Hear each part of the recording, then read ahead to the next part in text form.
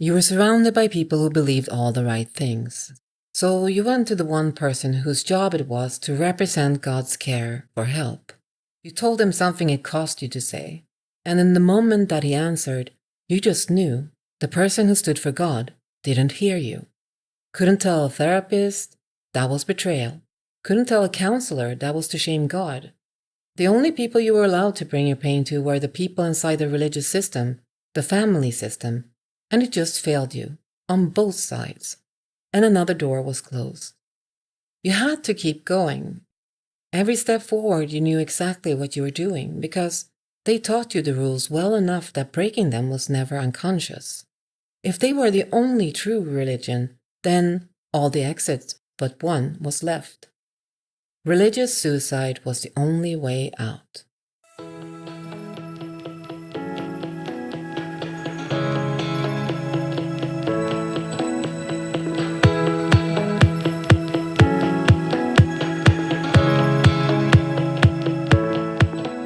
Hi, and welcome to God is My Guru.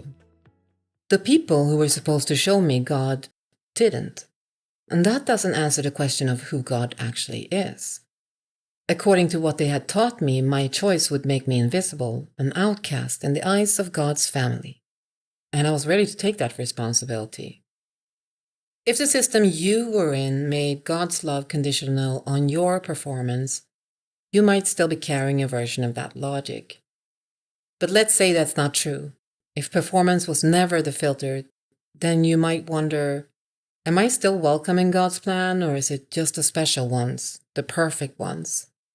For me, there was only one place left to look: the people God chose. And one of the first people I looked at was Gideon. Imagine you work for a month and then someone comes and steals your paycheck. For 7 years, the Midianites arrived every harvest and took what Israel had worked for. People were hiding in caves. He's in a wine press, trying to prepare enough grain without being seen. Afraid but not stopped. Still doing what needs to be done. And that's where the angel finds him. And the first thing out of the angel's mouth is, "The Lord is with you, mighty warrior." If an angel called you mighty warrior, you would probably be flattered. Not Gideon. "Pardon me, my lord, but if the Lord is with us, why has all this happened to us? Where are all his wonders that our ancestors told us about? Where is the Lord if he is with us?" He's honest about his doubts. He refuses to pretend the contradiction isn't there.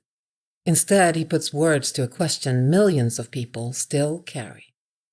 He has heard the stories of a God who showed up for his ancestors, like the parting of the sea. He knows them. He's just never seen them in his lifetime. 7 years of watching everything get taken has a way of making old stories feel exactly like that. Old. In Judges 6:14, the Lord turned to him and said, "Go in the strength you have and save Israel out of Midian's hand. Am I not sending you?" "Pardon me, my lord," Gideon replied, "but how can I save Israel? My clan is the weakest in Manasseh, and I am the least in my family." The Lord answered, "I will be with you, and you will strike down all the Midianites, leaving none alive." Even then, Gideon asks for confirmation that he is talking to God. He gives an offering to God, and the fire consumed the offering he is giving him on the rock. God doesn't explain the 7 years. Instead, he tells him to deal with the idolatry at home. Gideon tears down his father's altar to Baal, but he's still afraid of the townspeople and the reaction, so much so that he does it at night so no one can see him. Gideon may not realize it yet, but God has just answered his first question: why has this happened to us? The answer had been standing in his father's yard all along. Then he asks God for another sign. He asks him to put dew on a wool fleece, but dry ground around it. God does it. Then he asks again, the same fleece, but this time the other way around, and God does that too. We often think trust begins after the answers.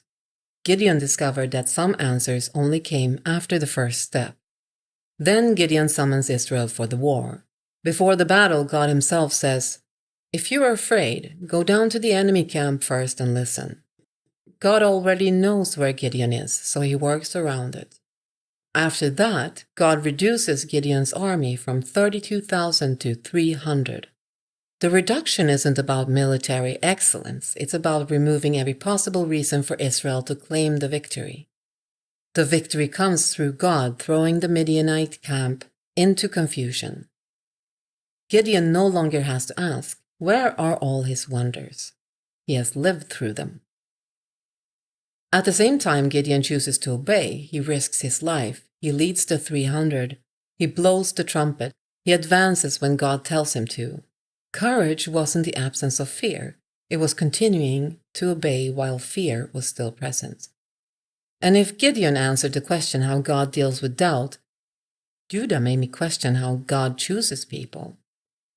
If you ever been picked last in the school team, the work project, the family decision, you know how it works.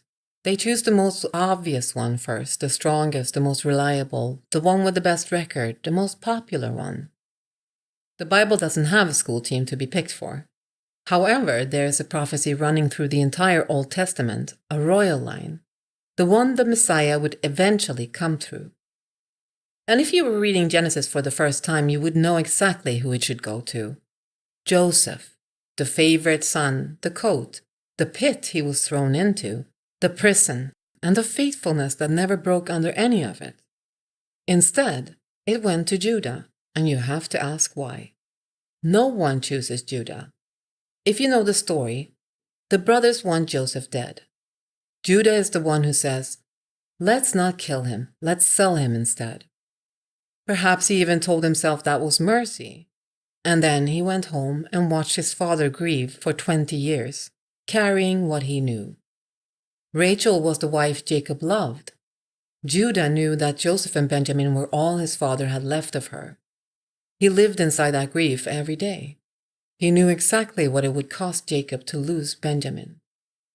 If you have a thing you did that you can't undo, that you just learned to carry, and you had the chance to walk through the same door again, what would you do differently? In Genesis 44, Joseph meets his brothers as ruler. He's completely unrecognized, and he sets a trap. Benjamin will be kept as a slave. Judah could have let him be taken. 20 years earlier, Judah found a way to save himself. This time, he doesn't. Take me instead. Let the boy go home to his father. What he had done hadn't destroyed his capacity to turn. That is what God saw. So when Jacob is dying and speaks a word over each son, the royal line goes to Judah.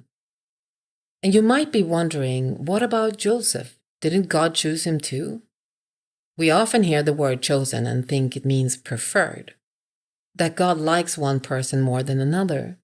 That one person is somehow more valuable. But that's not what this story shows. Joseph and Judah were chosen for different purposes. Joseph taught me that God entrusts righteous people with great purposes. He was chosen to save the family. Judah taught me that a broken past doesn't place you outside God's purposes. He was chosen to carry the royal line. If God were choosing the way we do, the royal line should have gone through Joseph. It didn't. And when you start looking at who God keeps choosing for that line, it begins to send a message.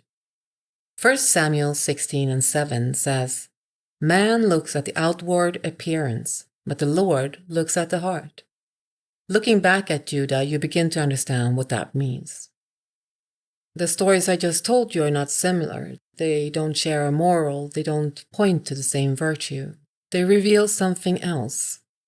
Not only the heart God looks for, but the eyes God looks with. Instead of hiding, Scripture repeatedly exposes the failures of the very people through whom God works. Gideon didn't understand God. His life didn't match the stories he'd been told. God's response was not an explanation, it was an invitation. Come with me anyway. Go in the strength you have. Judah's record should have disqualified him. He knew it. God's response was not a pardon. It was a continuation. I'm writing my story through you anyway. God doesn't wait for a complete understanding before he begins revealing himself. He doesn't stop at a person's record when he looks at their heart. The people who looked at you and only saw the outside didn't look underneath. But you and I know that's not the same as if it's not there. The verdict that was handed to you was not his, because he is waiting for the moment when the heart that's been pointed away starts to point back. He never was looking at the outside. The only merit was your heart. But still, there is a question that this series cannot avoid. One that drove more people away from faith than almost anything else in this book. And it deserves an honest conversation. How can God make a law saying, "Do not kill," then command his people to kill? That's for the next episode. Thank you for subscribing, and I'll see you there.